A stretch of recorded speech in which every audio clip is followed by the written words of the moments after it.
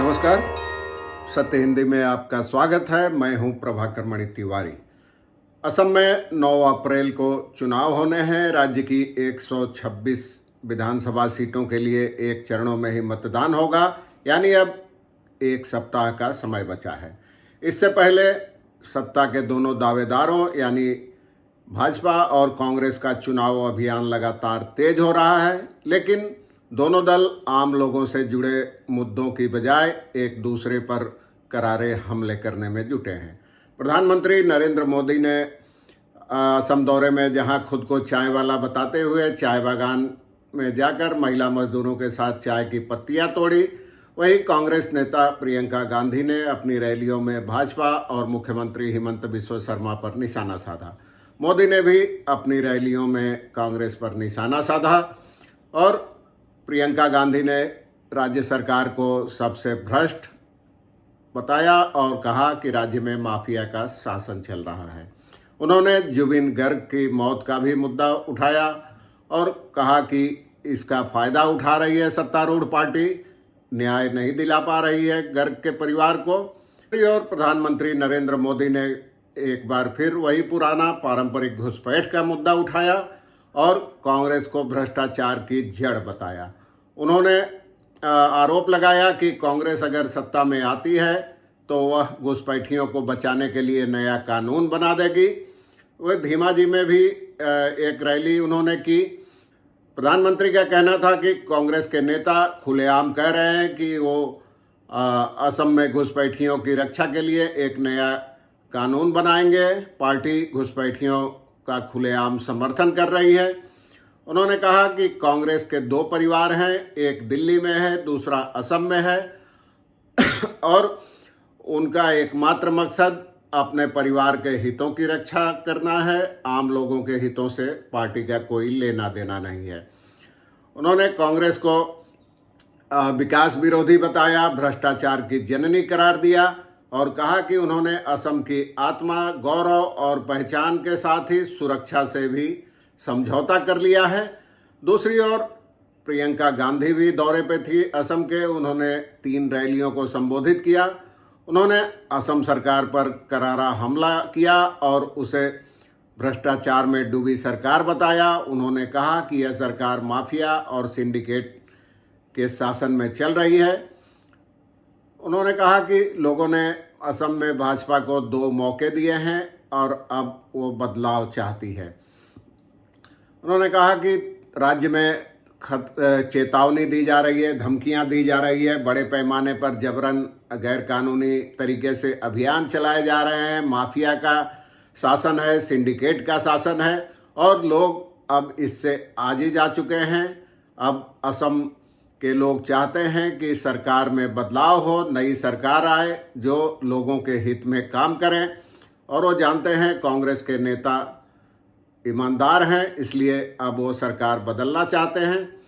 प्रियंका ने जुबिन गर्ग जो मशहूर सिंगर है, जिनकी सिंगापुर में रहस्यमय हालात में मौत हो गई थी, उनका मुद्दा उठाया और कहा कि अगर कांग्रेस पार्टी सत्ता में आती है तो जुबिन गर्ग के परिवार को न्याय दिलाएगी।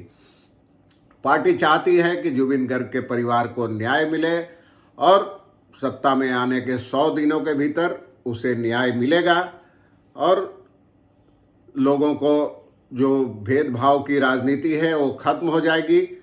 उन्होंने कई अलग अलग रैलियां की और कहा कि स्थानीय लोगों के हितों की रक्षा की जाएगी। तमाम चीज़ें कही।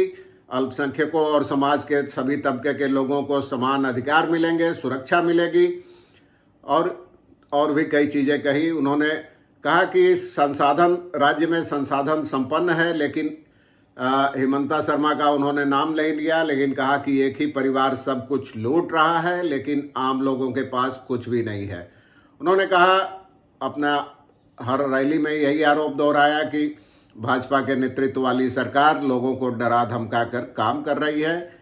एक परिवार सब कुछ लूट रहा है और जब वो खुद नहीं लूटता तो खदान, जमीन और हर संपत्ति बड़े उद्योगपतियों को सौंप दी जाती है। उन्होंने हर मोर्चे पर भ्रष्टाचार का आरोप लगाया। इस सिलसिले में शारदा, स्मार्ट सिटी और नॉर्थ कचार हिल जैसे कई घोटालों का जिक्र किया। बाद में उन्होंने तेल शहर के नाम से मशहूर नजीरा में कांग्रेस उम्मीदवार देवव्रत सैकिया के समर्थन में रैली की। वहां उन्होंने प्रधानमंत्री नरेंद्र मोदी पर तीखा हमला किया और उन पर अमेरिका का गुलाम होने का आरोप लगाया। कांग्रेस नेता का कहना था कि भाजपा ने कहा था कि उसने डबल इंजन वाली सरकार दी है, लेकिन असल में यह दोहरी गुलामी वाली सरकार है। प्रधानमंत्री मोदी अमेरिका के डोनाल्ड ट्रंप और इजराइल के बेंजामिन नेतन्याहू की गुलामी में जुटे हैं और हिमंत बिस्वा शर्मा मोदी की गुलामी कर रहे हैं। कांग्रेस का दावा था कि राज्य की भाजपा सरकार चाय बागान मजदूरों की दैनिक मजदूरी बढ़ाने और उनको बुनियादी सुविधाएं मुहैया कराने में पूरी तरह नाकाम रही है। विभिन्न जनजातीय समुदाय के लोग वर्षों से अनुसूचित जनजाति का दर्जा दिए जाने की मांग कर रहे हैं, लेकिन भाजपा ने उन्हें अपने पिछली बार अपने घोषणा पत्र में यह दर्जा देने का वादा किया था, लेकिन अपना वादा पूरा नहीं कर सकी। उन्होंने कहा कि असम की महिलाओं को विभिन्न सरकारी योजनाओं और खासकर अरुणोदय जैसी गरीबी उन्मूलन योजनाओं से नाम हटाने की धमकी देकर जबरन प्रधानमंत्री और मुख्यमंत्री की रैलियों में शामिल होने के लिए मजबूर किया जा रहा है। उनको धमकी दी जा रही है कि अगर वो रैलियों में नहीं आई महिलाएं तो उनका नाम योजना से काट दिया जाएगा। उनका कहना था प्रियंका का कि इन योजनाओं के तहत दिया जाने वाला पैसा हिमंत बिस्वा शर्मा का नहीं है, यह जनता का पैसा है, असम के लोगों का पैसा है और सरकारी योजनाएं इस तरह मनमानी तरीके से, तानाशाही तरीके से नहीं चलाई जा सकती।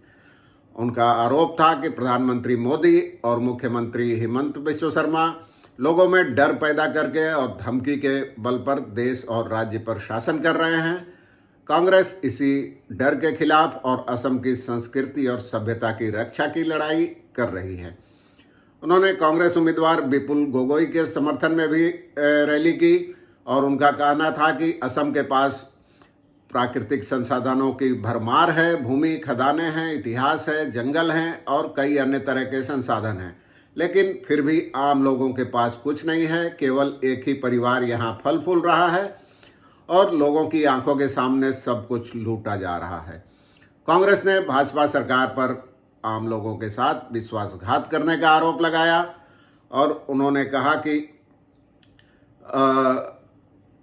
सरकार आम लोगों के हितों में कोई काम नहीं कर रही है और केंद्र और राज्य की सरकारें डरपोक लोगों के हाथों में है और वो धमकी के बल पर, सिंडिकेट और माफिया के बल पर इसे चला रहे हैं। कांग्रेस का दावा था कि राज्य में बीजेपी के नेतृत्व वाली सरकार के पिछले 5 वर्षों के शासन में आम लोगों के जीवन में कोई बदलाव नहीं आया है, कोई प्रगति नहीं हुई है। इस दौरान उल्टे समस्याएं और खतरे बढ़ गए हैं, महंगाई चरम पर है और हर जरूरी चीज आम आदमी की पहुंच से बाहर हो गई है। पार्टी का दावा था कि राज्य में युवाओं के लिए रोजगार के अवसर नहीं है, इसी वजह से वे काम की तलाश में राज्य से बाहर जा रहे हैं। कांग्रेस नेता का दावा था कि पश्चिम एशिया में जारी युद्ध के कारण चुनाव बाद पेट्रोल और डीजल की कीमतें काफ़ी बढ़ जाएगी। यह विधानसभा चुनाव असम के लोगों के अधिकारों की रक्षा के लिए आज़ादी की लड़ाई की तरह है। जुबिन की मौत की चर्चा भी की उन्होंने तमाम रैलियों में। उन्होंने कहा कि इस मुद्दे का राजनीतिकरण नहीं होना चाहिए, लेकिन अगर लोगों की मांग है कि जुबिन गर्ग के मामले में न्याय नहीं मिला है तो यह फर्ज होता है राजनीतिक दलों का कि न्याय दिलाने की कोशिश की जाए। इसमें राजनीति का कोई सवाल नहीं उठता। करोड़ों असमिया लोगों की आवाज़ को नज़रअंदाज नहीं किया जा सकता और यह सत्तारूढ़ पार्टी का कर्तव्य और नैतिक जिम्मेदारी बनती है।